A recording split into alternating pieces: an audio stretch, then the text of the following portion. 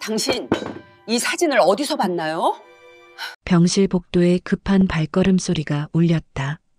이선주는 떨어진 폴라로이드 사진을 주우려다 손을 멈췄다. 사진 속 젊은 여인의 얼굴이 낯설지 않았다. 아니, 낯설 수가 없었다. 그건 40년 전 이선주 자신의 모습이었다. 침대에 누운 백만장자 할머니 장미연의 손에서 어떻게 이 사진이 나온 걸까? 대체 무슨 일이 벌어지고 있는 걸까? 장미연의 금장 지팡이가 바닥에 떨어지며 쨍그랑 소리를 냈다. 당신, 이 사진을 어디서 봤나요? 장미연의 목소리는 가늘게 떨렸다.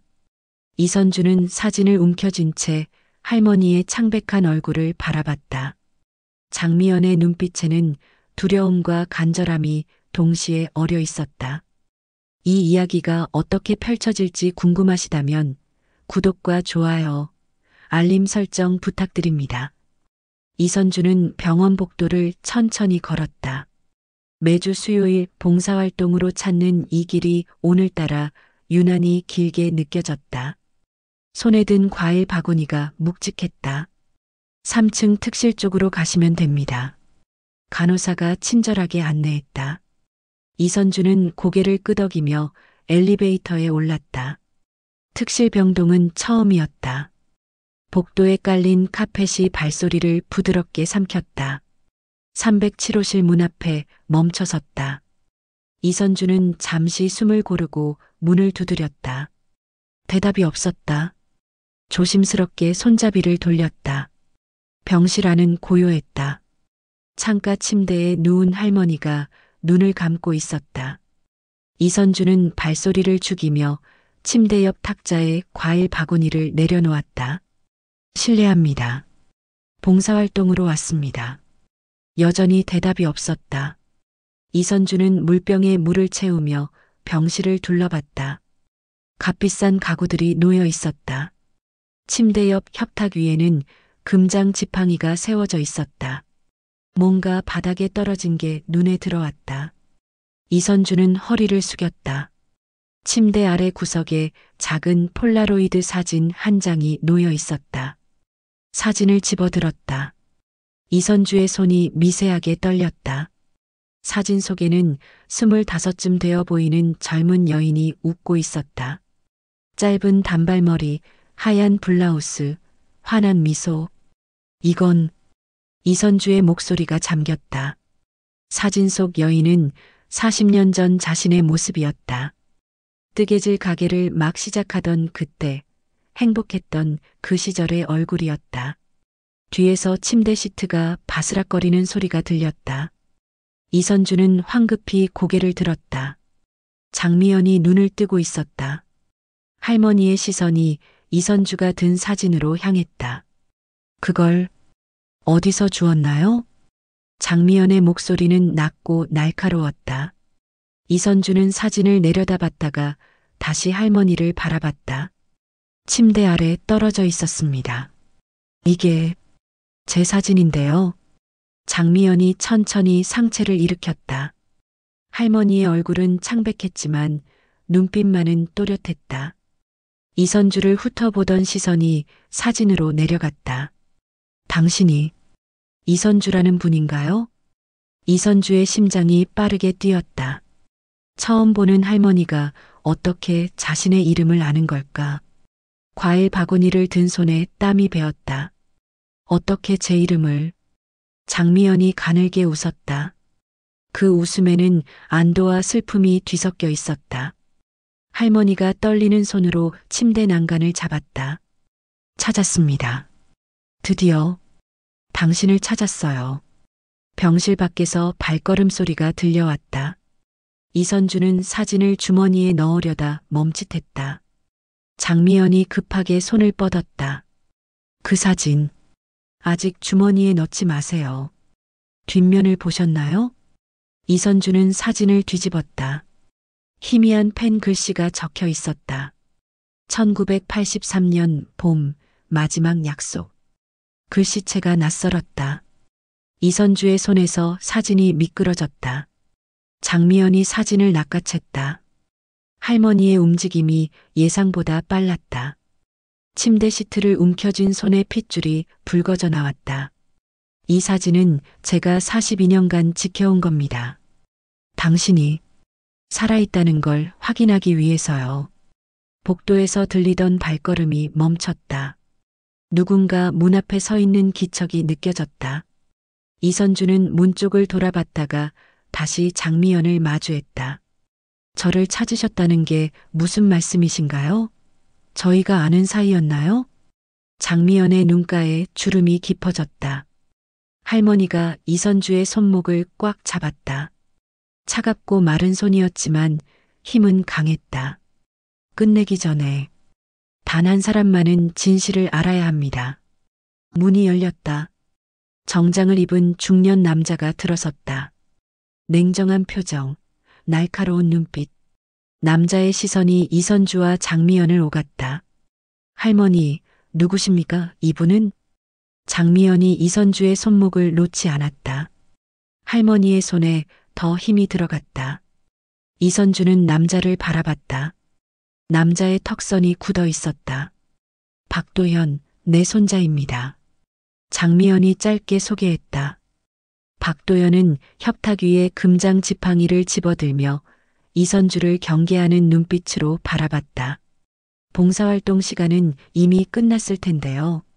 이선주는 과일 바구니를 가리켰다. 박도현의 시선이 잠시 바구니로 향했다가 다시 돌아왔다. 할머니께서 편찮으신데 오늘은 이만 나가주시죠. 장미연이 박도현을 쏘아봤다. 할머니의 입술이 가늘게 떨렸다. 도연아, 이분은 내가 부른 손님이야. 나가봐. 박도연의 미간이 좁혀졌다. 그는 지팡이를 협탁에 도로 세우며 이선주를 한 번 더 훑어봤다. 그리고 아무 말 없이 병실을 나갔다. 문이 닫혔다. 이선주는 가슴을 쓸어내렸다. 장미연이 작게 한숨을 쉬었다. 내일 다시 와주시겠어요? 이야기할 게 많습니다. 이선주는 대답 대신 고개를 끄덕였다. 할머니의 손이 천천히 풀렸다. 이선주는 병실 문을 열고 나왔다. 복도 끝에 박도연이 서 있었다. 남자는 휴대전화를 귀에 대고 있었지만 이선주를 향한 시선은 여전히 차갑고 날카로웠다. 이선주는 집으로 돌아오는 버스 안에서 주머니를 더듬었다. 사진은 여전히 그곳에 있었다. 창밖으로 지나가는 거리 풍경이 흐릿하게 보였다. 아파트 현관문을 열자 고요함이 맞이했다. 이선주는 신발을 벗으며 거실불을 켰다. 탁자 위에 놓인 독서용 안경을 집어들었다. 소파에 앉아 사진을 다시 꺼냈다. 이선주는 안경을 쓰고 사진 뒷면을 자세히 들여다봤다. 1983년 봄, 마지막 약속. 글씨가 희미했지만 분명했다. 1983년. 이선주는 중얼거렸다. 그해 봄, 뜨개질 가게를 열었던 기억이 떠올랐다. 하지만 마지막 약속이라는 말은 전혀 기억나지 않았다. 휴대전화가 울렸다. 이선주는 사진을 내려놓고 전화를 집어들었다. 모르는 번호였다. 여보세요? 이선주 씨, 저 장미연입니다. 이선주의 손이 굳었다. 할머니의 목소리는 오후보다 더 약하게 들렸다. 어떻게 제 번호를? 병원 봉사자 명단에 있더군요. 내일 오전 10시 꼭 와주세요. 도연이가 없는 시간입니다. 전화가 끊어졌다. 이선주는 휴대전화를 내려다봤다. 통화 시간은 23초였다. 밤새 잠을 설쳤다. 이선주는 새벽 5시에 일어나 커피를 끓였다. 창밖으로 동이 트기 시작했다. 아침 9시 이선주는 병원으로 향했다. 평소보다 1시간 일찍 도착했다. 1층 로비에서 시간을 보내며 복도를 오가는 사람들을 지켜봤다. 10시 정각 이선주는 3층 특실 복도에 섰다. 307호실 문 앞에서 숨을 고르고 노크했다. 들어오세요. 장미연의 목소리가 들렸다. 이선주는 문을 열었다.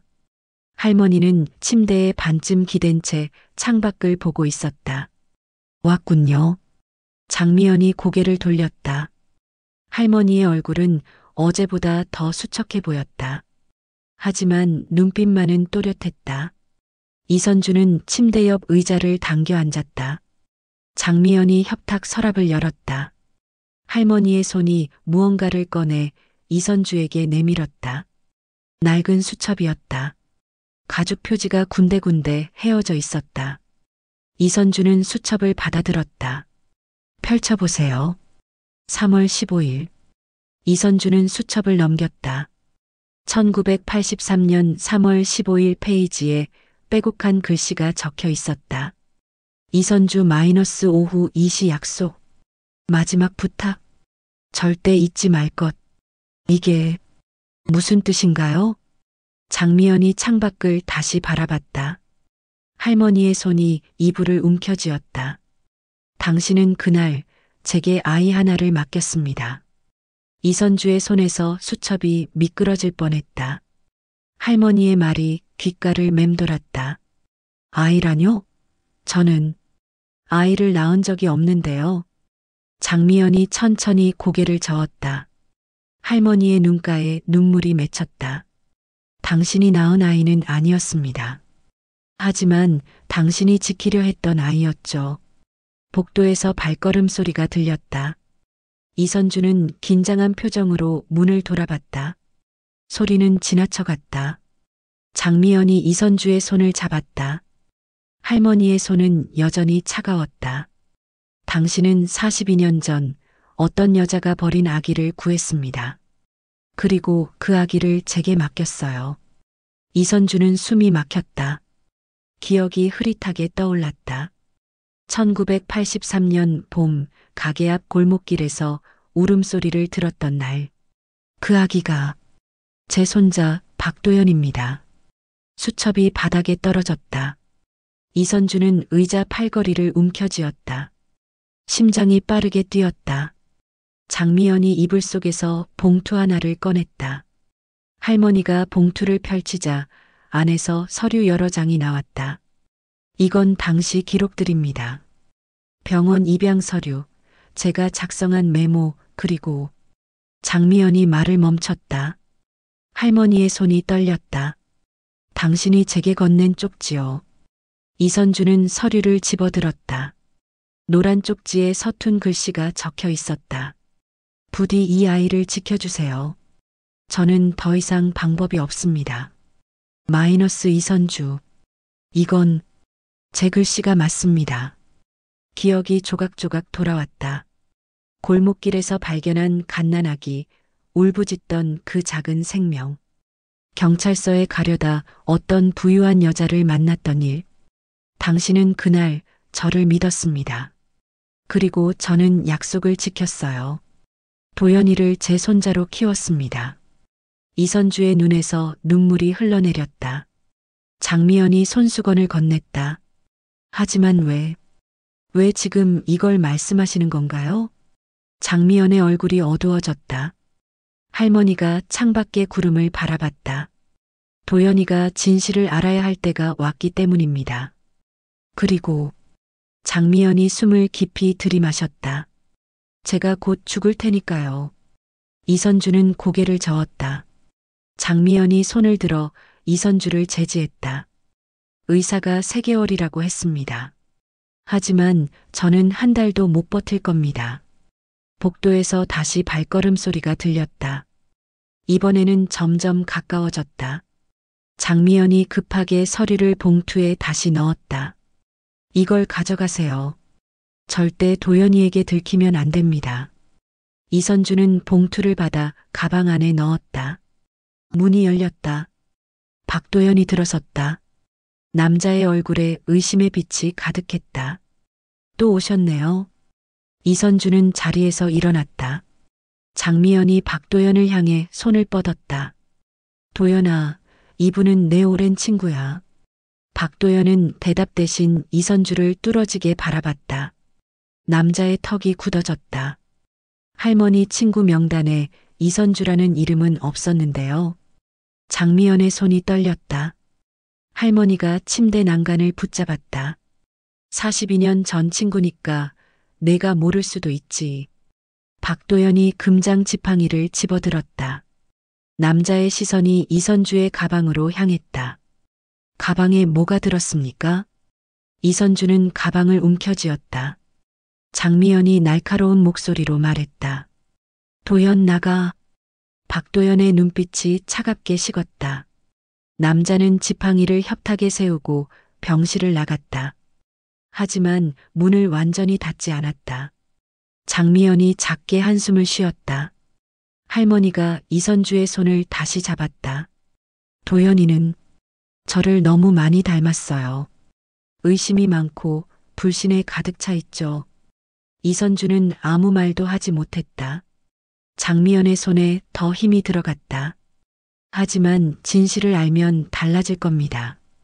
당신이 그걸 전해줘야 해요. 복도에서 박도연의 목소리가 들렸다. 누군가와 전화 통화를 하고 있었다. 할머니 병실에 수상한 여자가 드나든다는 말이 희미하게 들렸다. 장미연이 이선주를 놓았다. 할머니의 얼굴에 피로가 역력했다. 이제 가세요. 그리고 내일은 오지 마세요. 도연이가 경계할 겁니다. 이선주는 고개를 끄덕이고 일어섰다. 문을 열고 나가려는데 장미연이 다시 불렀다. 이선주 씨. 이선주는 돌아섰다. 장미연이 간신히 웃었다. 끝까지 함께 해주시겠어요? 이 진실을 함께 지켜주시겠습니까? 이선주는 대답 대신 깊게 고개를 숙였다. 그리고 병실을 나왔다. 복도 끝에서 박도연이 여전히 전화를 하고 있었다. 남자의 시선이 이선주를 따라왔다. 차갑고 날카롭고 의심으로 가득한 눈빛이었다. 이선주는 집 거실 탁자에 봉투를 펼쳐놓았다. 서류들이 누렇게 바른 채 놓여 있었다. 손가락으로 한 장씩 넘기며 읽었다. 1983년 3월 15일자 입양 서류. 장미연의 서명이 선명했다. 아기의 이름란에는 박도연이라고 적혀 있었다. 정말 내가 그 아기를 구했던 거구나. 이선주는 중얼거리며 다음 서류를 집어들었다. 장미연이 작성한 메모였다. 이선주라는 여자가 아기를 맡겼다. 친모는 아니라고 했다. 반드시 보호해야 한다. 휴대전화가 울렸다. 이선주는 화면을 확인했다. 모르는 번호였다. 전화를 받았다. 여보세요? 이선주 씨, 병원 행정과입니다. 307호실 환자분께서 면회 제안을 요청하셨습니다. 이선주의 손이 굳었다. 수화기 너머로 키보드 두드리는 소리가 들렸다. 면회 제안이요? 네, 가족의 면회를 당분간 금지한다고 하셨습니다. 양해 부탁드립니다. 전화가 끊어졌다. 이선주는 휴대전화를 내려놓았다. 장미연이 아니라 박도연의 지시일 게 분명했다. 이선주는 서류를 다시 들여다봤다. 그때 한 장의 종이가 눈에 띄었다. 다른 서류들과 달리 최근에 작성된 것 같았다. 종이를 펼쳤다.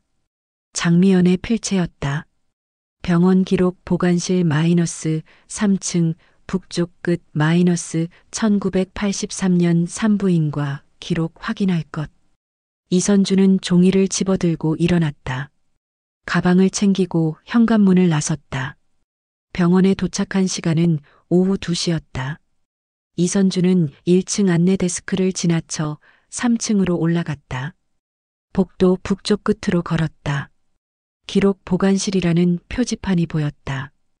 이선주는 문 앞에 멈춰섰다. 손잡이를 돌렸다. 잠겨 있었다. 무슨 일이세요? 뒤에서 목소리가 들렸다. 이선주는 돌아섰다. 젊은 남자 직원이 서류 뭉치를 들고 서 있었다. 기록 보관실을 좀 확인하고 싶은데요. 직원이 고개를 저었다. 허가 없이는 출입이 안 됩니다. 환자분이세요? 이선주는 잠시 망설이다 고개를 끄덕였다. 네, 1983년도 제 기록을 찾고 싶어서요. 직원이 서류를 협탁에 내려놓고 열쇠를 꺼냈다. 1983년이면 오래됐네요. 신분증 있으세요? 이선주는 가방에서 신분증을 꺼냈다. 직원이 확인하고 고개를 끄덕였다. 들어가세요. 30분 안에 나와주시고요. 문이 열렸다. 이선주는 보관실 안으로 들어갔다. 먼지 냄새가 코를 찔렀다. 벽면을 따라 철제 선반이 빼곡히 들어차 있었다. 이선주는 1983년이라고 적힌 구역으로 걸어갔다. 손가락으로 파일들을 훑었다. 산부인과 마이너스 1983년 3월이라고 적힌 파일을 찾았다. 이선주는 파일을 꺼내 펼쳤다. 환자 명단이 날짜별로 정리되어 있었다. 3월 15일 페이지를 넘겼다. 이름들을 하나씩 읽어내려갔다. 이게 이선주의 손가락이 한 이름 위에 멈췄다. 김혜진 마이너스 미혼모 마이너스 출산 후 영아 6기. 메모란에는 추가 기록이 있었다. 경찰 조사 진행. 영아는 이선주라는 여성이 발견하여 보호. 후 장미연 여사에게 인계. 이선주는 파일을 들고 창가로 걸어갔다. 햇빛 아래서 글씨를 다시 확인했다. 분명했다. 파일 뒤쪽에 또 다른 종이가 끼워져 있었다. 이선주는 조심스럽게 꺼냈다. 손으로 쓴 메모였다. 김혜진 연락처 추적 불가. 가족 정보 없음. 영아 신혼 마이너스 박도연으로 등록. 보호자 마이너스 장미연. 특이사항 마이너스 이선주의 요청으로 비밀 유지. 이선주는 메모를 다시 읽었다. 마지막 문장에 밑줄이 그어져 있었다. 비밀 유지. 보관실 문이 열렸다. 이선주는 파일을 닫고 돌아섰다. 직원이 시계를 가리켰다. 시간 다 되셨어요. 이선주는 파일을 제자리에 꽂았다. 하지만 메모는 주머니에 넣었다. 보관실을 나오며 직원에게 고개를 숙였다. 복도를 걸어 나오는데 앞에서 익숙한 실루엣이 보였다. 박도현이었다. 남자가 이선주를 발견하고 걸음을 멈췄다. 여기서 뭐 하시는 겁니까?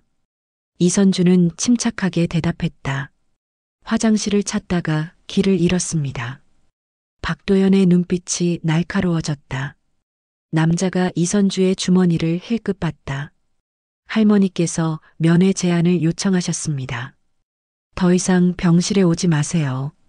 이선주는 고개를 끄덕였다. 박도연이 한 걸음 다가섰다. 당신 할머니한테서 뭘 받아갔죠? 이선주는 물러서지 않았다. 박도연과 눈을 마주쳤다. 아무것도 받지 않았습니다. 박도연의 턱이 굳어졌다. 남자가 휴대전화를 꺼내며 말했다. 보안팀의 CCTV 확인을 요청하겠습니다. 이선주는 대답 대신 돌아서서 걸었다. 뒤에서 박도연의 차가운 시선이 느껴졌다. 엘리베이터에 올라타 1층으로 내려왔다. 이선주는 병원을 나와 버스 정류장으로 걸었다. 주머니 속 메모가 무겁게 느껴졌다. 집에 돌아와 메모를 다시 꺼냈다. 이선주는 탁자 위에 메모와 장미연의 서류들을 나란히 놓았다. 김혜진. 이선주는 그 이름을 중얼거렸다.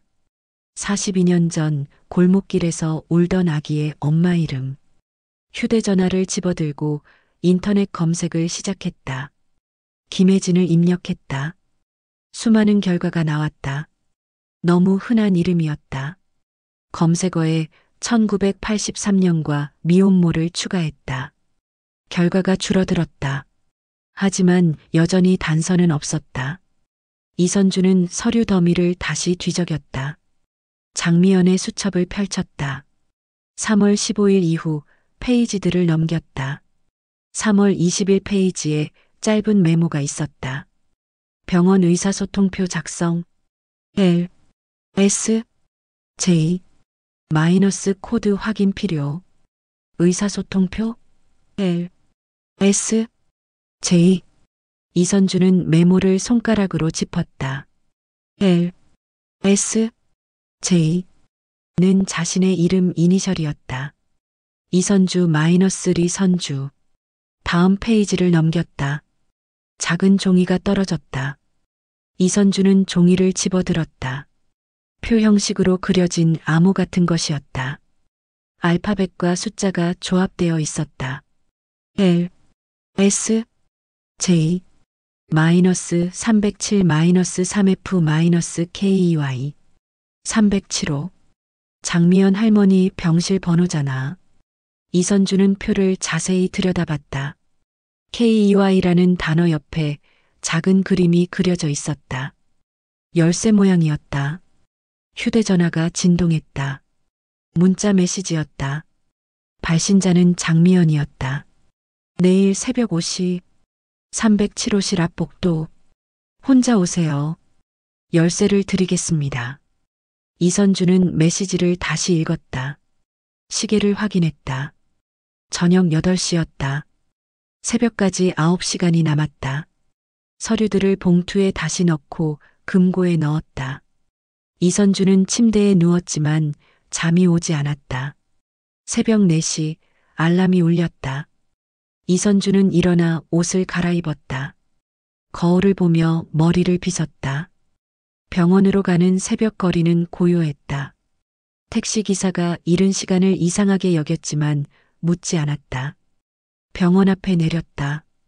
이선주는 정문 대신 옆문으로 들어갔다. 경비가 졸고 있었다.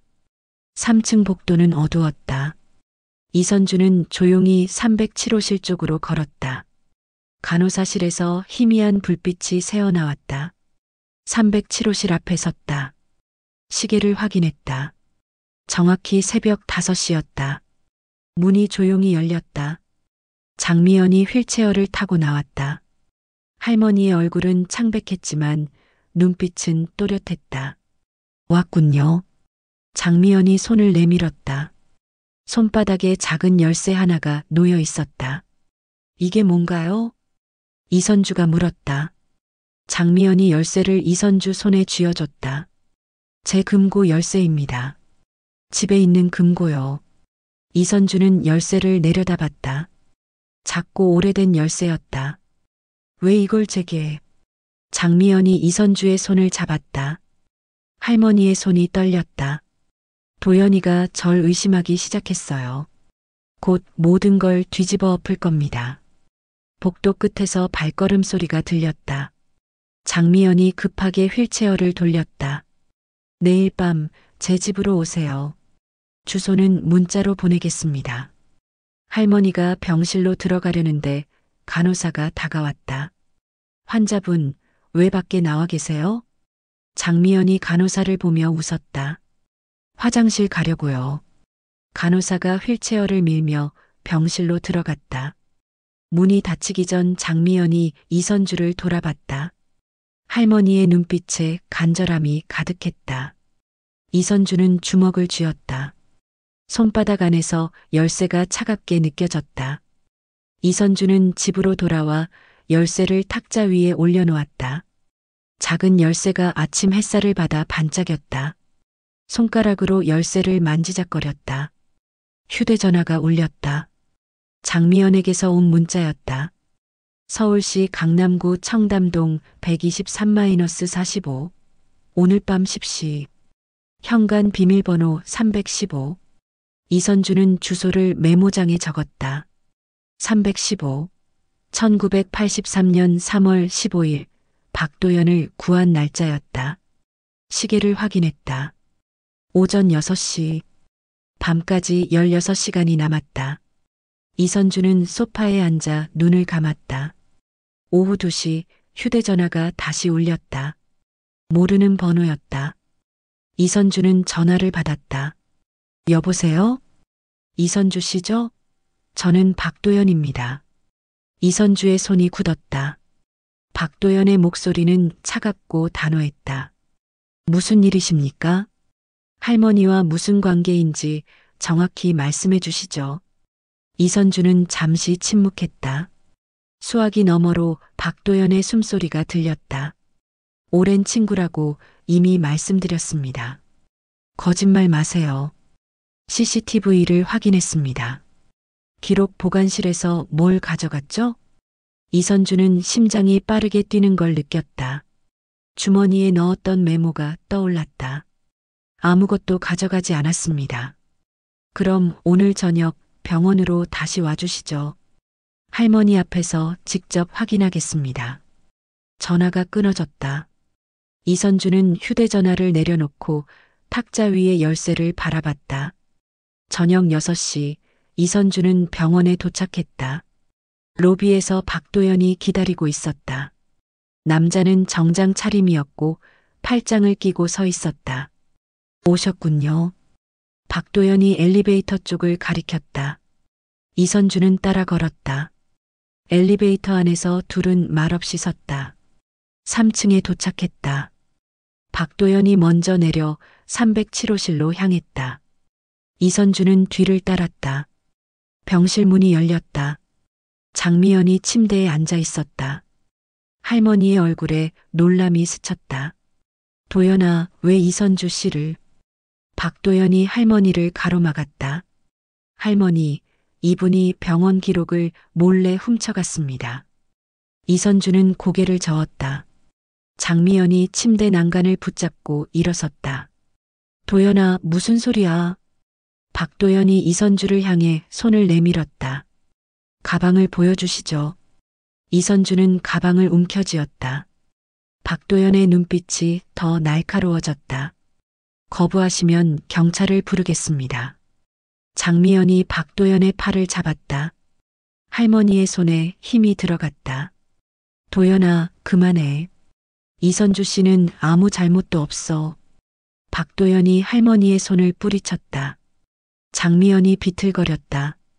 이선주가 급히 할머니를 부축했다.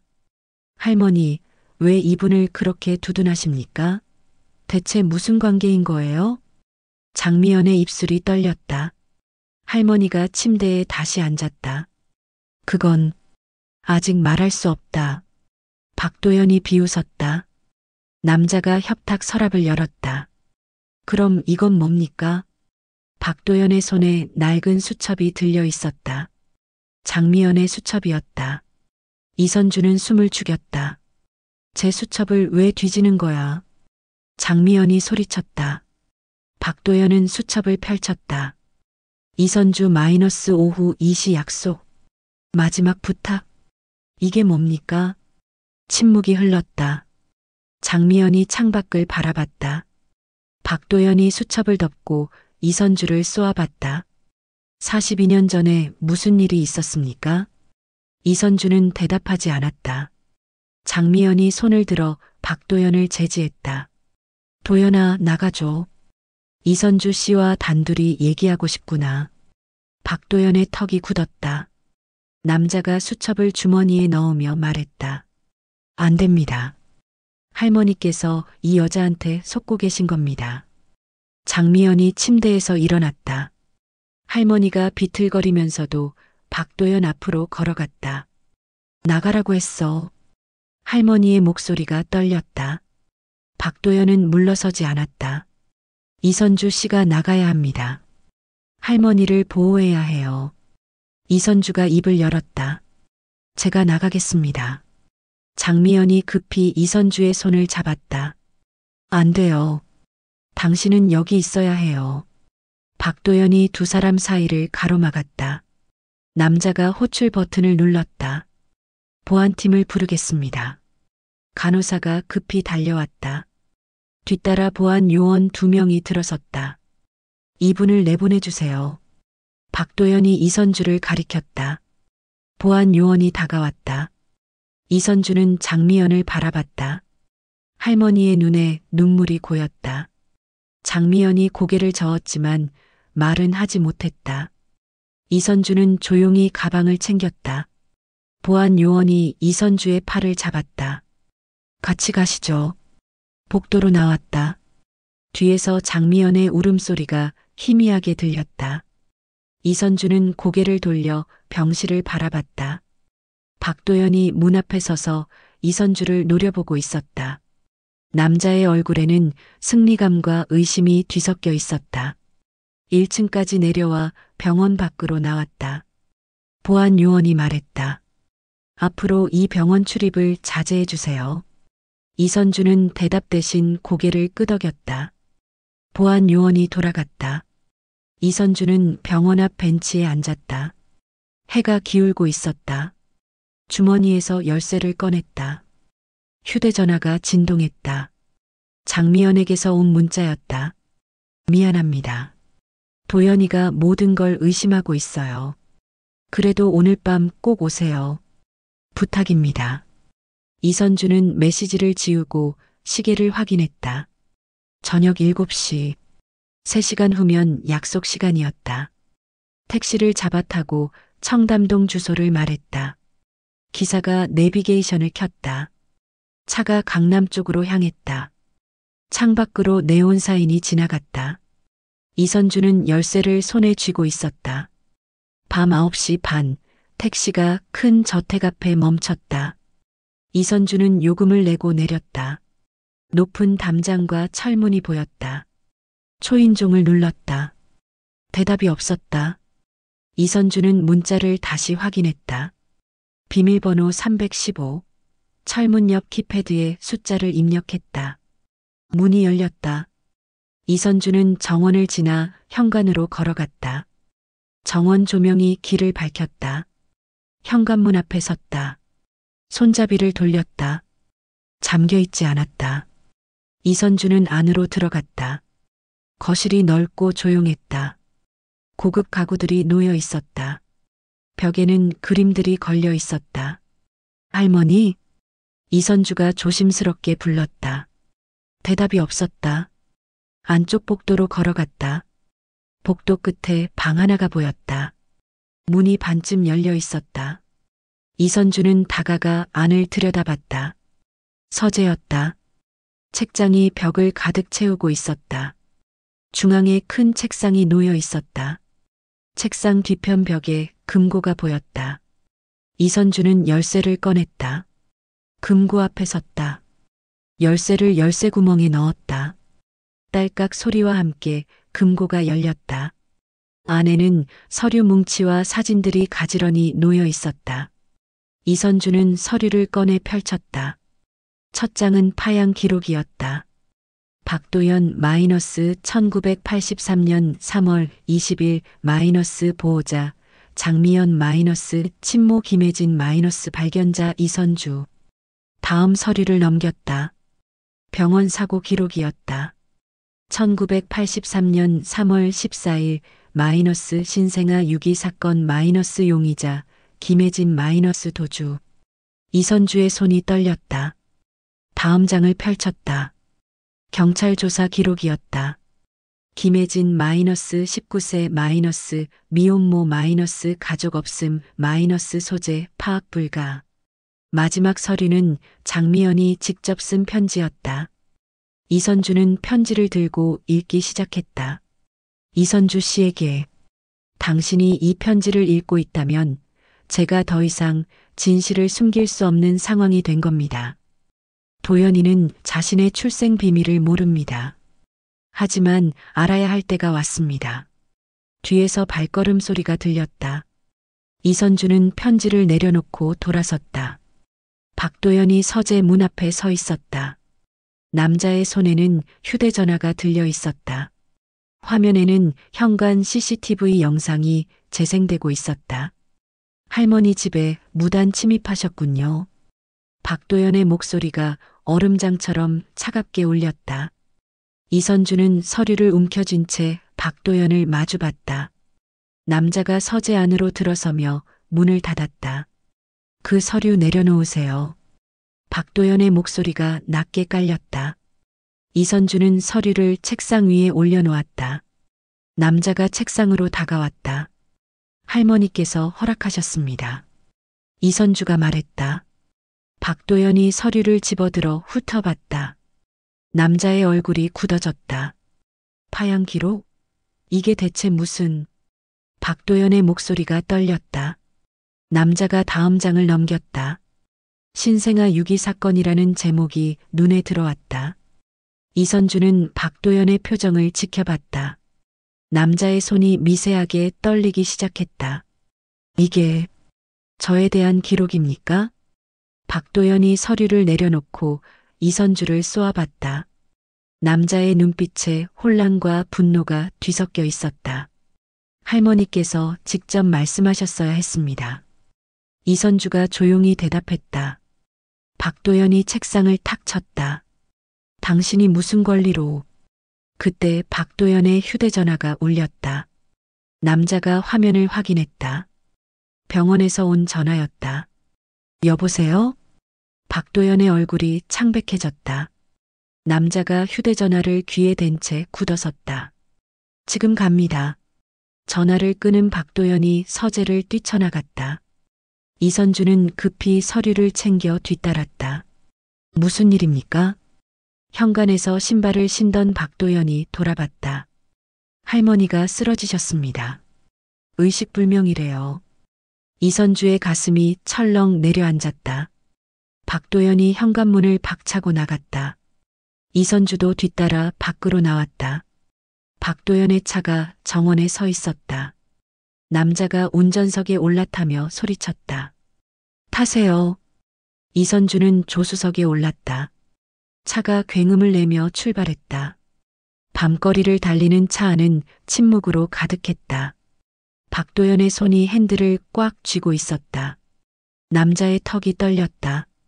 할머니가 왜 이런 걸 숨기신 거죠?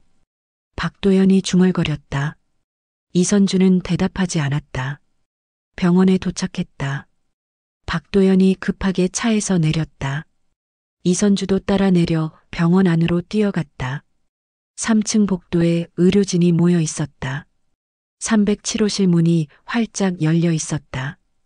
박도연이 간호사를 붙잡았다. 할머니는 어떻게 되셨습니까? 간호사가 고개를 저었다. 의사 선생님께서 지금 응급처치 중이십니다. 병실 안에서 기계음이 삑삑 울렸다. 의사의 급한 목소리가 들렸다. 심박수 떨어집니다. 에피네프린 준비. 박도연이 병실로 들어가려 했다. 간호사가 막아섰다. 보호자분은 밖에서 기다려주세요. 박도연의 주먹이 떨렸다. 남자가 복도 벽에 등을 기댔다. 이선주는 조금 떨어진 곳에 섰다. 10분이 지났다. 병실 문이 열리고 의사가 나왔다. 의사의 얼굴이 어두웠다. 일단 안정은 됐습니다만. 박도연이 의사 앞으로 다가갔다. 할머니 상태가 어떻습니까? 의사가 차트를 내려다봤다. 급성 신부전입니다.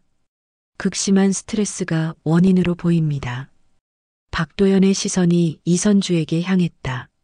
남자의 눈빛이 날카로웠다. 의식은요? 아직 돌아오지 않았습니다. 24시간 지켜봐야 합니다. 의사가 병실로 돌아갔다. 박도연이 벽을 주먹으로 쳤다. 다 당신 때문입니다. 박도연이 이선주를 향해 걸어왔다.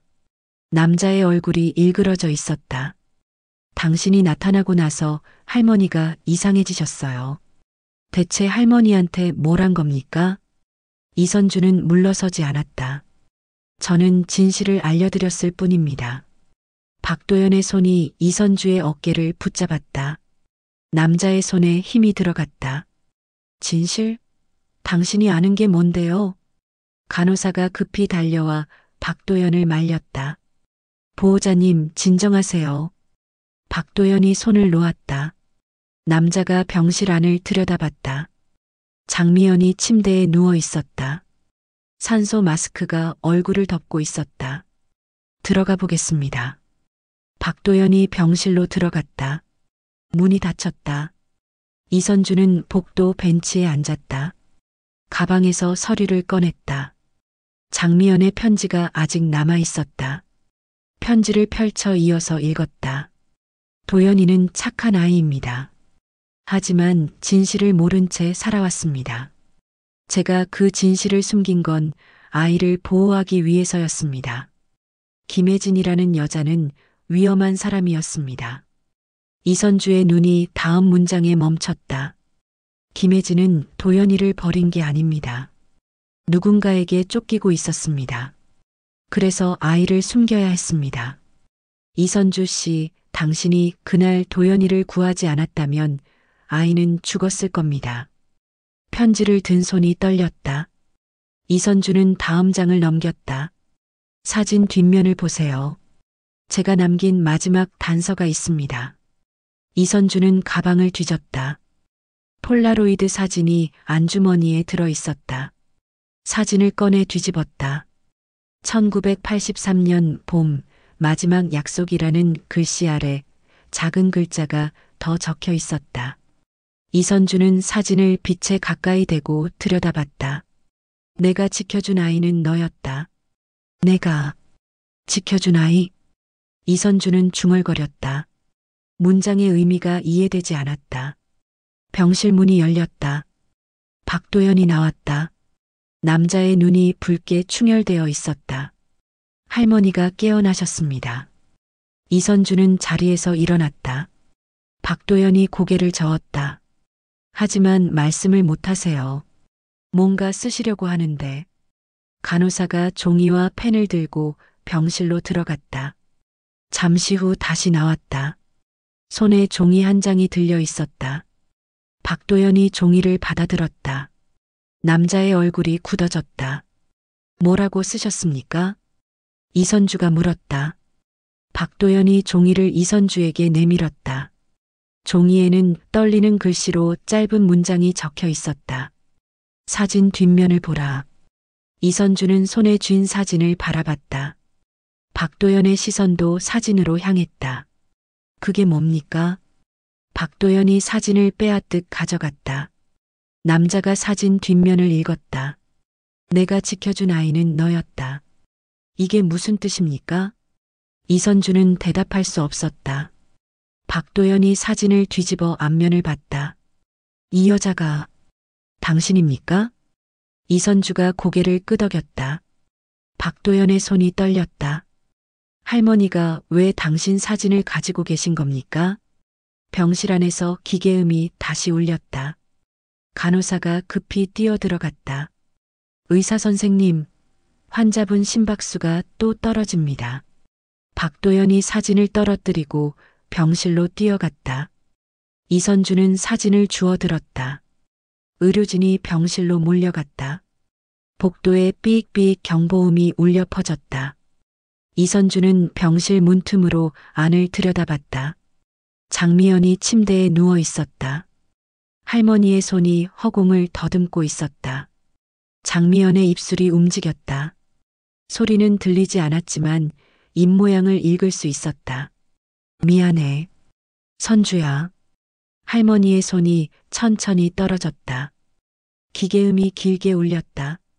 병실 안이 혼란스러웠다.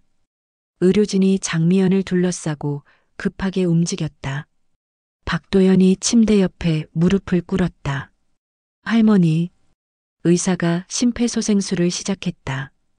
간호사가 제세동기를 준비했다. 이선주는 복도 벽에 등을 기댔다. 10분이 지났다. 의사가 멈춰섰다. 시계를 확인했다. 오전 2시 37분.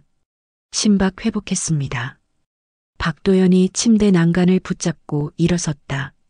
남자의 얼굴이 땀으로 젖어 있었다. 의식은요? 의사가 고개를 저었다. 아직입니다. 하지만 생명은 유지하고 있습니다. 의료진이 하나씩 병실을 나갔다. 박도연만 침대 옆에 남았다. 남자가 장미연의 손을 잡았다. 이선주는 병실 문 밖에서 지켜봤다. 박도연이 할머니의 손등에 이마를 댔다. 남자의 어깨가 떨렸다. 1시간이 지났다. 박도연이 병실 밖으로 나왔다. 남자의 눈이 충혈되어 있었다. 집에 가보시죠. 박도연이 말했다. 이선주는 고개를 저었다. 여기 남겠습니다. 박도연이 이선주를 똑바로 봤다. 남자의 눈빛에서 적대감이 조금 사라져 있었다. 할머니와 당신은 정말 무슨 사이입니까? 이선주는 손에 든 사진을 내밀었다. 박도연이 사진을 받아들었다. 42년 전 제가 어떤 아기를 구했습니다. 그 아기를 할머니께 맡겼어요. 박도연의 손이 멈췄다. 남자가 사진을 내려다봤다. 그 아기가 당신입니다. 침묵이 흘렀다. 박도연이 사진을 쥔 손에 힘을 주었다. 사진 모서리가 구겨졌다. 거짓말입니다. 박도연의 목소리가 떨렸다. 남자가 사진을 이선주에게 도로 내밀었다. 저는 할머니의 친손자입니다. 아버지가 일찍 돌아가셨고 이선주가 가방에서 서류를 꺼냈다. 파양 기록과 병원 문서를 박도연 앞에 펼쳤다. 이게 증거입니다. 박도연이 서류를 집어들었다. 남자의 눈이 글자 위를 빠르게 훑었다. 신생아 유기, 김혜진, 발견자 이선주. 아니야. 이건 박도연이 뒤로 물러섰다. 남자가 복도 벽에 등을 기댔다. 할머니는 왜 이걸 숨기신 겁니까? 이선주가 장미연의 편지를 꺼냈다. 박도연에게 건넸다. 이걸 읽어보세요. 박도연은 편지를 받지 않았다. 남자가 고개를 저었다. 읽고 싶지 않습니다. 진실을 알아야 합니다. 이선주가 편지를 펼쳐 박도연 앞에 들었다. 남자가 마지못해 편지를 읽기 시작했다. 박도연의 얼굴이 점점 창백해졌다. 손이 떨렸다. 편지를 다 읽은 박도연이 벽에 주저앉았다. 제 엄마가 저를 버린 게 아니었다는 겁니까? 이선주가 박도연 옆에 앉았다. 할머니는 당신을 지키려 했습니다. 진실보다 안전이 중요했던 거예요. 박도연이 두 손으로 얼굴을 감쌌다. 남자의 어깨가 흔들렸다. 42년 동안 저는 거짓 속에 살았던 겁니까? 아무도 대답하지 않았다. 복도의 정막만 흘렀다. 박도연이 천천히 일어섰다. 남자가 주머니에서 휴대전화를 꺼냈다. 병원 측에 연락하겠습니다. 당신 출입 금지 조치를 해제하라고요. 이선주가 고개를 들었다. 왜요? 박도연이 이선주를 내려다봤다. 할머니가 원하시니까요. 그리고 남자가 말을 멈췄다. 박도연의 턱이 떨렸다. 저도 진실을 알고 싶으니까요. 새벽 5시 박도연이 집으로 돌아갔다. 이선주는 복도 벤치에 남았다. 간호사가 담요를 가져다 줬다. 좀 쉬세요. 환자분은 안정적이십니다. 이선주는 담요를 덮고 눈을 감았다. 하지만 잠이 오지 않았다. 아침 8시 이선주는 카페테리아에서 커피를 사왔다.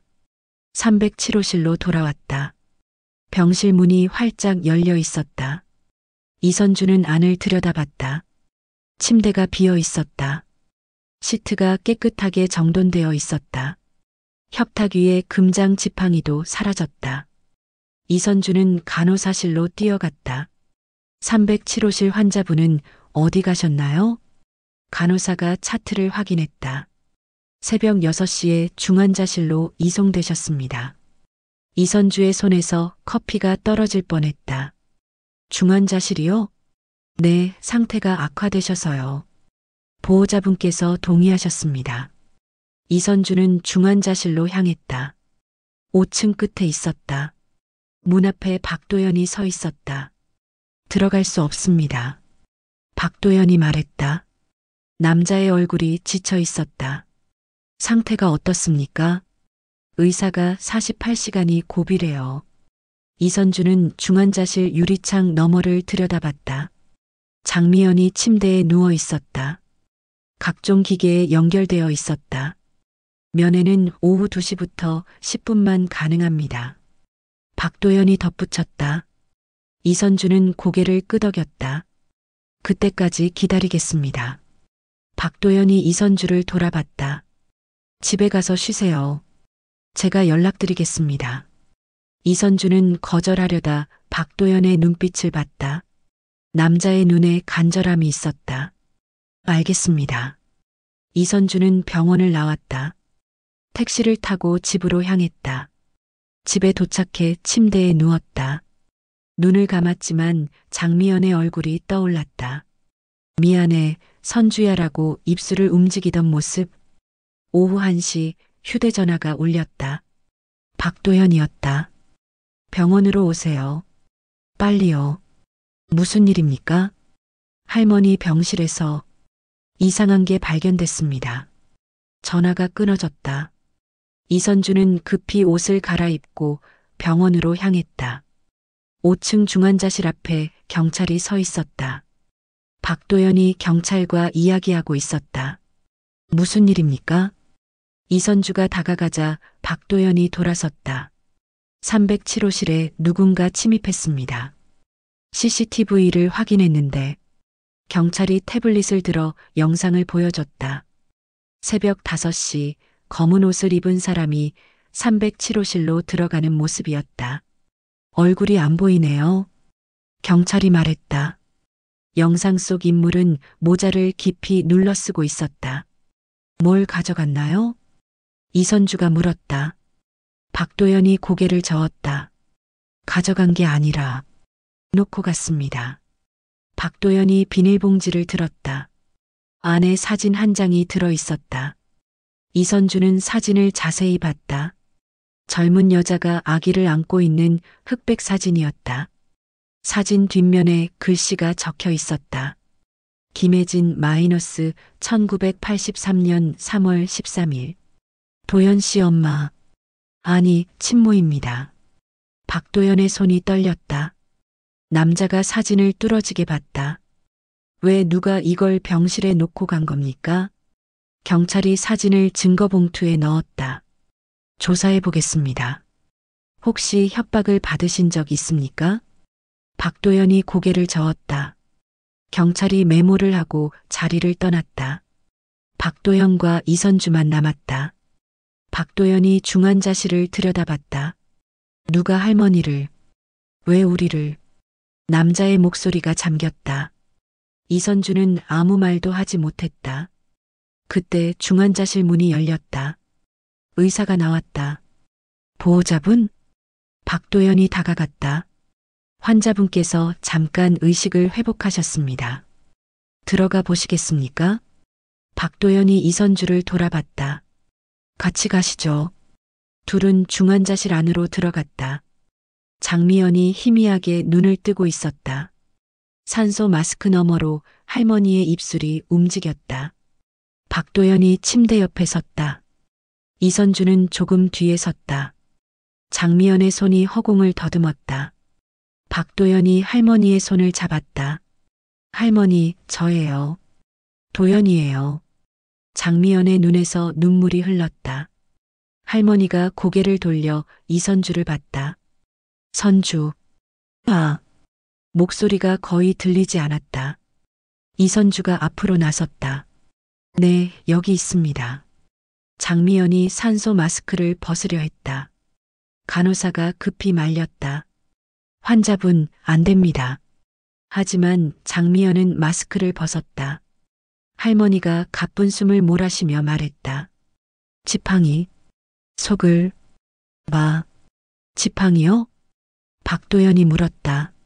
장미연이 고개를 끄덕였다. 금고에. 진짜 비밀이. 할머니의 목소리가 점점 작아졌다. 눈이 감겼다. 기계음이 삑 울렸다. 의사가 달려왔다. 나가주세요. 박도연과 이선주는 중환자실 밖으로 나왔다. 문이 닫혔다. 박도연이 이선주를 봤다. 금장 지팡이. 할머니 집에 있습니다. 둘은 병원을 나와 박도연의 차에 올랐다. 차가 청담동을 향해 달렸다. 장미연의 집에 도착했다. 박도연이 서재로 향했다. 이선주가 뒤따랐다. 금장 지팡이가 책상 옆에 세워져 있었다. 박도연이 지팡이를 집어들었다. 손잡이 부분을 돌렸다. 딸깍 소리와 함께 지팡이 속이 열렸다. 안에서 작은 종이 한 장이 떨어졌다. 박도연이 종이를 주었다. 종이를 펼쳤다. 주소 하나가 적혀 있었다. 서울시 마포구 합정동 78-9. 김혜진. 그 밑에 한 줄이 더 있었다. 도연아, 내 엄마는 살아있다. 박도연은 종이를 든 채 굳어섰다. 손이 미세하게 떨렸다. 이선주가 종이를 함께 들여다봤다. 엄마가 살아있다고요? 박도연의 목소리가 갈라졌다. 남자가 종이를 다시 읽었다. 글씨는 분명했다. 이선주는 박도연의 얼굴을 봤다. 남자의 눈에 혼란과 희망이 뒤섞여 있었다. 합정동. 지금 가봐야 합니다. 박도연이 지팡이를 내려놓고 서재를 나섰다. 이선주가 뒤따랐다. 차에 올라탔다. 박도연이 내비게이션에 주소를 입력했다. 차가 출발했다. 마포구로 향하는 길은 막혔다. 박도연의 손가락이 핸들을 두드렸다. 남자의 턱이 굳어 있었다. 42년 만에 엄마를 만나는 겁니까? 박도연이 중얼거렸다. 이선주는 창밖을 바라봤다. 30분 후 차가 합정동 골목에 도착했다. 낡은 다세대 주택이 늘어선 골목이었다. 78-9번지 앞에 차를 세웠다. 박도연이 차에서 내렸다. 이선주도 따라 내렸다. 3층짜리 건물이었다. 페인트가 벗겨진 외벽, 녹슨 계단. 박도연이 현관벨을 눌렀다. 대답이 없었다. 박도연이 다시 벨을 눌렀다. 여전히 조용했다. 아무도 없는 것 같은데요. 이선주가 말했다. 박도연이 문을 두드렸다. 김혜진 씨, 계십니까? 2층 창문이 열렸다. 중년 여자가 고개를 내밀었다. 누구 찾으세요? 박도연이 위를 올려다봤다. 김혜진 씨를 찾습니다. 여자가 고개를 저었다. 그분 이사 가신 지 오래됐어요. 한 달쯤 됐나? 박도연의 얼굴이 어두워졌다. 여자가 덧붙였다. 세탁소 사장님이 연락처 아실 거예요. 바로 앞 골목에 있어요. 박도연과 이선주는 골목을 빠져나와 세탁소를 찾았다. 작은 세탁소가 모퉁이에 있었다. 안으로 들어가자 노인이 다리미질을 하고 있었다. 박도연이 다가갔다. 실례합니다. 김혜진 씨를 찾고 있는데요. 노인이 다리미를 내려놓고 박도연을 봤다. 혜진이를요? 아들분이십니까? 박도연이 잠시 망설이다 고개를 끄덕였다. 네, 그렇습니다. 노인의 얼굴이 밝아졌다. 아이고, 혜진이가 평생 찾던 아들이 왔구만. 근데 혜진이는 지금 병원에 있어요. 이선주가 한 걸음 앞으로 나섰다. 어느 병원입니까? 성모병원이요. 암 때문에 입원했어요. 상태가 안 좋다던데. 박도연의 얼굴이 창백해졌다. 남자가 노인에게 고개를 숙였다. 감사합니다. 둘은 세탁소를 나와 차에 올랐다. 박도연이 성모병원을 검색했다. 마포구에 있습니다. 10분 거리예요. 차가 병원을 향해 달렸다. 박도연의 손이 핸들을 꽉 쥐고 있었다. 성모병원에 도착했다. 안내 데스크에서 김혜진을 찾았다. 직원이 컴퓨터를 확인했다. 6층 602호실에 계십니다. 보호자이십니까? 박도연이 대답 대신 고개를 끄덕였다. 직원이 면회증을 내줬다. 엘리베이터를 타고 6층으로 올라갔다. 복도를 걸어 602호실을 찾았다. 박도연이 문 앞에 멈춰섰다.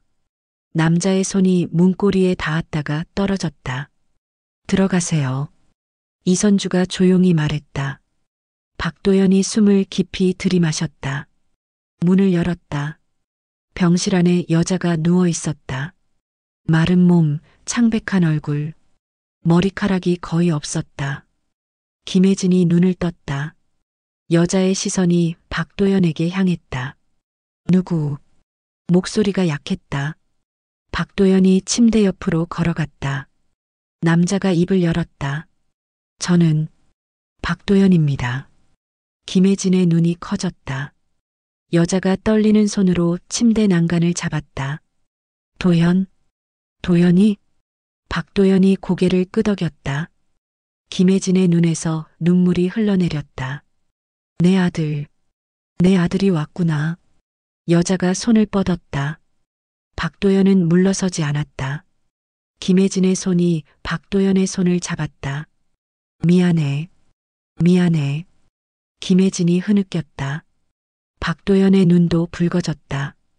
이선주는 조용히 병실 밖으로 나왔다. 문을 닫고 복도 벤치에 앉았다. 30분이 지났다. 병실 문이 열리고 박도연이 나왔다. 남자의 얼굴이 눈물로 젖어 있었다. 엄마가 당신을 만나고 싶어 하십니다. 이선주는 일어나 병실로 들어갔다. 김혜진이 이선주를 보며 미소 지었다. 당신이 이선주 씨인가요? 이선주가 침대 옆에 섰다. 네, 맞습니다. 김혜진이 손을 내밀었다. 이선주가 그 손을 잡았다. 고마워요. 내 아들을 구해줘서. 여자의 목소리가 떨렸다. 김혜진이 이선주의 손을 꽉 쥐었다. 42년 전, 저는 쫓기고 있었어요. 아이 아버지가 위험한 사람이었거든요. 박도연이 침대 반대편에 섰다. 김혜진이 아들을 바라봤다. 너를 버린 게 아니야. 지키려고 했던 거야. 내가 살아남기를. 박도연의 주먹이 떨렸다. 남자가 고개를 숙였다. 김혜진이 계속 말했다. 이선주 씨가 너를 발견했어요. 그리고 장미연 여사님께 맡겼죠. 저는 멀리서 지켜볼 수밖에 없었어요. 이선주가 물었다. 그동안 어떻게 지내셨습니까? 김혜진이 쓴웃음을 지었다. 숨어서 살았죠. 가짜 이름으로, 가짜 신분으로. 도연이 아버지가 죽었다는 소식을 듣고서야 비로소 숨을 쉴 수 있었어요. 여자가 박도연을 봤다. 미연 씨가, 장미연 여사님이 너를 잘 키워주셨다는 걸 알았어요. 그래서 나서지 않았어요. 박도연이 입을 열었다. 할머니가 어떻게 어머니를 알고 계셨습니까? 김혜진이 천장을 바라봤다. 미연 씨와 저는 옛날에 친구였어요. 젊었을 때요. 그분은 제가 어떤 상황인지 알았어요. 여자가 숨을 가쁘게 몰아쉬었다. 간호사가 들어와 산소 마스크를 조정했다. 환자분, 너무 무리하지 마세요. 김혜진이 마스크를 벗으며 말했다.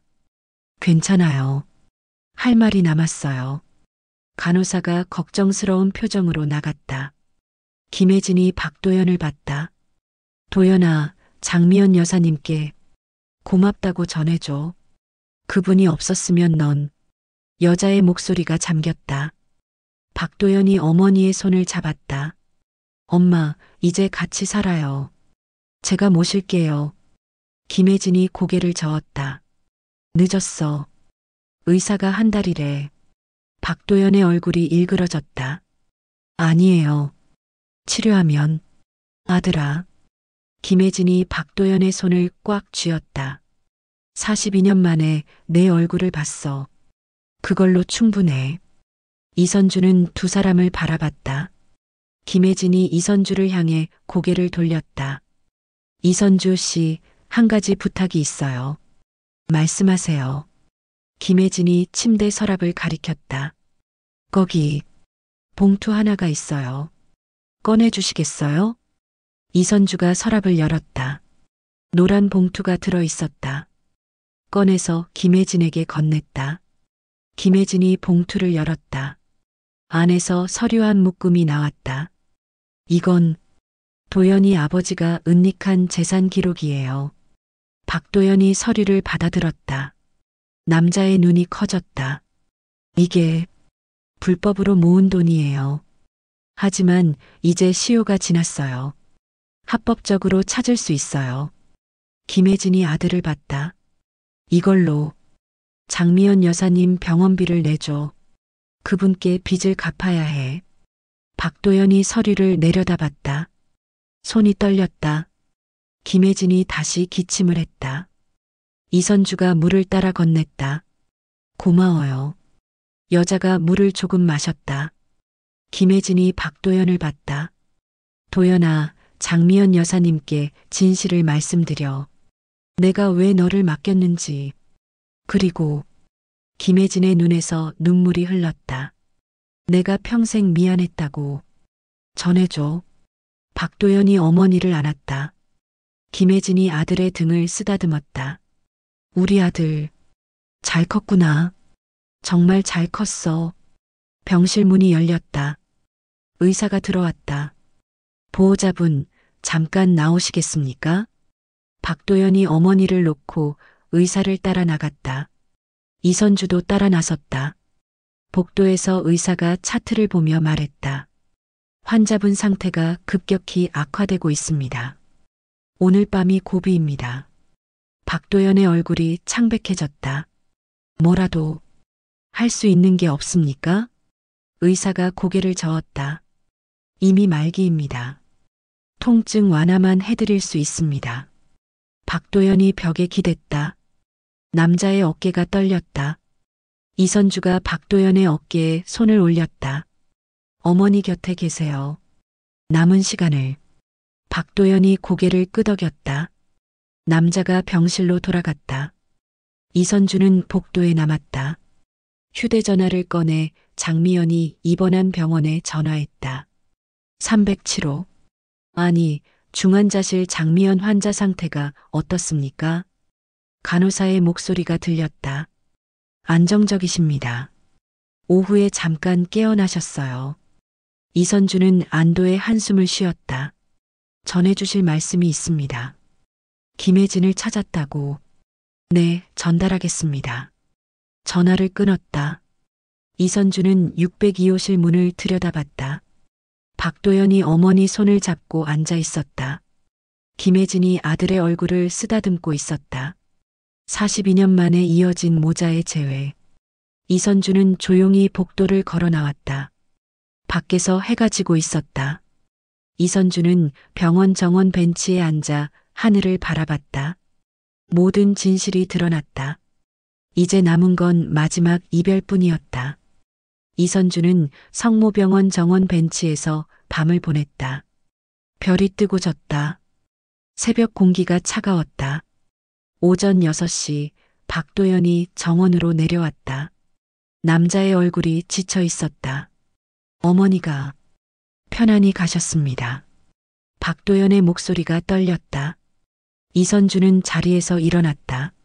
마지막까지 함께 하셨군요. 박도연이 고개를 끄덕였다.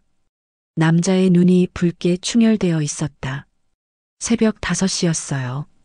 제 손을 잡고 웃으면서 가셨습니다. 이선주는 박도연의 어깨에 손을 올렸다. 남자가 고개를 숙였다. 할머니께 가봐야겠습니다. 어머니 소식을 전해야 해요. 둘은 박도연의 차에 올라탔다. 차가 장미연이 입원한 병원을 향해 달렸다. 1시간 후 도착했다. 5층 중환자실로 올라갔다. 간호사가 박도연을 보고 말했다. 환자분께서 어젯밤에 깨어나셨어요. 지금은 일반 병실로 옮기셨습니다. 박도연의 얼굴이 밝아졌다. 어느 병실입니까? 307호실이요. 원래 병실로 돌아가셨어요. 박도연과 이선주는 3층으로 내려갔다. 307호실 문 앞에 섰다. 문을 열었다. 장미연이 침대에 반쯤 기대 앉아 창밖을 보고 있었다. 할머니가 고개를 돌렸다. 왔구나. 장미연의 목소리는 약했지만 또렷했다. 박도연이 침대로 다가갔다. 할머니. 박도연의 목소리가 갈라졌다. 장미연이 손을 내밀었다. 박도연이 할머니의 손을 잡았다. 김혜진을 만났니? 박도연이 고개를 끄덕였다. 장미연의 눈에 눈물이 맺혔다. 그 아이가 어떻게 지내던? 박도연은 대답하지 못했다. 남자의 입술이 떨렸다. 이선주가 앞으로 나섰다. 어젯밤에 돌아가셨습니다. 장미연의 손에서 힘이 빠졌다. 할머니가 천장을 바라봤다. 그랬구나. 혜진이가. 침묵이 흘렀다. 장미연이 눈을 감았다. 눈가로 눈물이 흘러내렸다. 할머니. 박도연이 불렀다. 장미연이 눈을 떴다. 어머니께서 고맙다고 전하라고 하셨어요. 저를 지켜주셔서요. 장미연이 박도연의 손을 꽉 쥐었다. 미안하구나. 42년 동안 진실을 숨겨서. 박도연이 고개를 저었다. 아닙니다. 할머니는 저를 지키신 겁니다. 장미연이 이선주를 봤다. 이선주 씨. 이선주가 침대 옆으로 다가갔다. 장미연이 이선주의 손을 잡았다. 고마워요. 당신이 없었으면 이 아이도 저도 진실을 몰랐을 거예요. 이선주가 할머니의 손을 두 손으로 감쌌다. 저도 몰랐던 과거를 알게 됐습니다. 장미연이 침대 서랍을 가리켰다. 거기 봉투가 있어요. 꺼내주시겠어요? 이선주가 서랍을 열었다. 하얀 봉투가 놓여 있었다. 꺼내서 장미연에게 건넸다. 장미연이 봉투를 박도연에게 내밀었다. 이건 내 유언장이야. 변호사한테 맡긴 게 있지만 이건 너한테 직접 주고 싶었어. 박도연이 봉투를 받았다. 남자가 봉투를 뜯으려 하자 장미연이 손을 저었다. 나중에 봐. 지금은 그냥 함께 있어줘.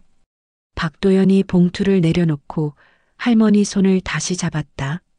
세 사람은 말없이 앉아 있었다. 창밖으로 햇살이 들어왔다. 장미연이 입을 열었다. 도연아, 너는 정말 잘 자랐어.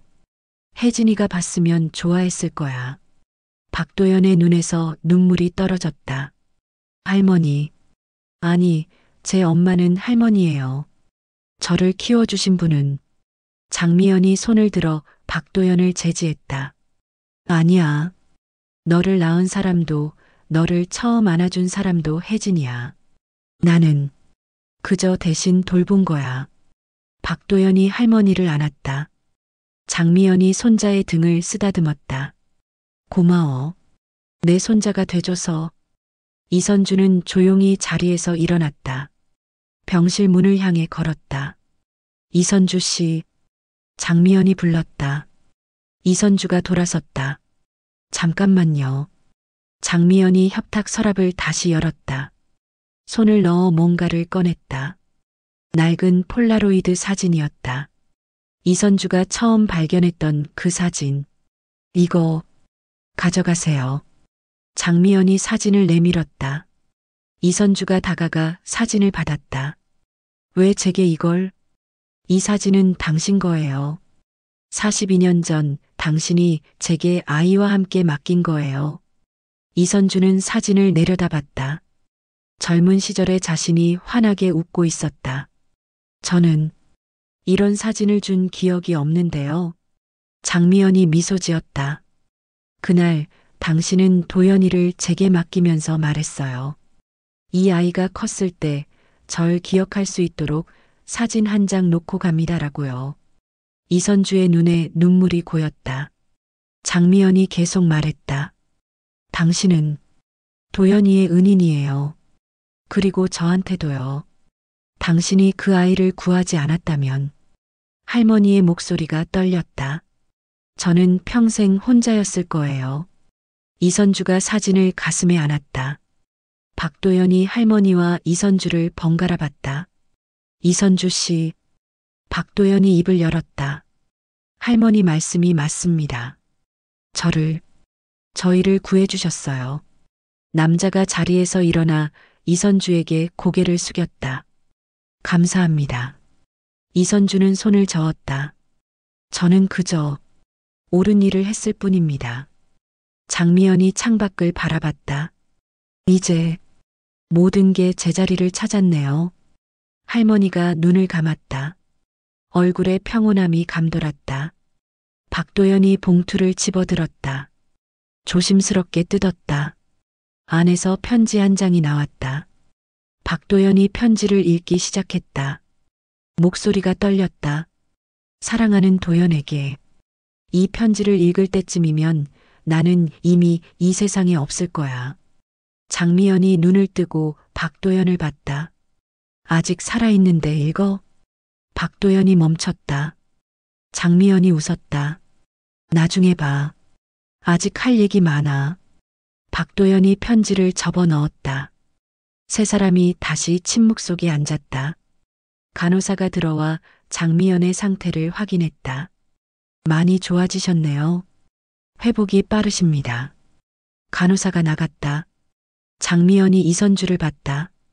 이선주 씨, 앞으로 자주 와주시겠어요? 이야기 나눌 사람이 필요해요. 이선주가 미소 지었다. 그러겠습니다. 장미연이 박도연을 봤다. 도연아, 너는 어머니 장례 준비해야지. 박도연이 고개를 끄덕였다. 네, 할머니. 그리고 남자가 할머니 손을 꽉 쥐었다. 할머니 건강 회복하시면 어머니 산소에 같이 가요. 장미연의 눈에서 눈물이 흘렀다. 그래. 혜진이한테 미안하다고 해야지. 오후가 되었다. 이선주는 병원을 나섰다. 현관 앞에서 멈춰 사진을 다시 꺼냈다. 42년 전에 자신이 웃고 있었다. 그때는 몰랐다. 작은 선택이 두 사람의 인생을 바꿀 줄은. 휴대전화가 울렸다. 박도연이었다. 이선주 씨, 어머니 장례식에 와주시겠습니까? 이선주는 잠시 망설이다 대답했다. 가겠습니다. 며칠 후 김혜진의 장례식이 조촐하게 치러졌다. 장미연은 휠체어를 타고 왔다. 영정 앞에서 장미연이 손을 모았다. 혜진아, 미안해. 내 아들 잘 키우지 못해서. 박도연이 할머니 어깨에 손을 올렸다. 아닙니다, 할머니. 저는 행복했습니다. 장례식이 끝나고 셋은 병원 옥상 정원에 올라갔다. 저녁 해가 지고 있었다. 장미연이 입을 열었다. 이선주 씨, 네. 당신이 그날 도연이를 그냥 지나쳤다면 어땠을까요? 이선주는 노을을 바라봤다. 모르겠습니다. 하지만 멈춰 섰던 게 후회되지는 않습니다. 장미연이 고개를 끄덕였다. 저도요. 당신을 믿었던 게 제 인생 최고의 선택이었어요. 박도연이 두 사람을 바라봤다. 저는 두 분 덕분에 여기 있습니다. 셋은 말없이 노을을 바라봤다. 이선주는 가슴속 사진을 느꼈다. 42년 전의 약속. 그때는 몰랐지만 그 약속이 세 사람의 삶을 이어주었다. 장미연이 작게 웃었다. 이제 마음이 편해졌어요. 박도연이 할머니 손을 잡았다. 저도요. 이선주는 두 사람을 봤다. 가족이었다. 피로 이어지지 않았지만 사랑으로 이어진 가족. 해가 완전히 졌다. 도시에 불이 하나둘 켜지기 시작했다. 이선주는 집으로 돌아와 사진을 액자에 넣었다. 거실벽에 걸었다. 젊은 시절의 자신이 환하게 웃고 있었다. 그 미소 속에는 알지 못했던 미래가 담겨 있었다. 이선주는 소파에 앉아 사진을 바라봤다. 42년. 긴 시간이었다. 하지만 진실은 결국 드러났다. 그리고 그 진실은 미움이 아니라 사랑이었다. 휴대전화가 울렸다.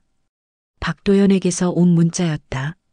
내일 할머니랑 저녁 식사하려고 합니다. 함께 하시겠어요? 이선주는 미소 지으며 답장을 보냈다. 가겠습니다.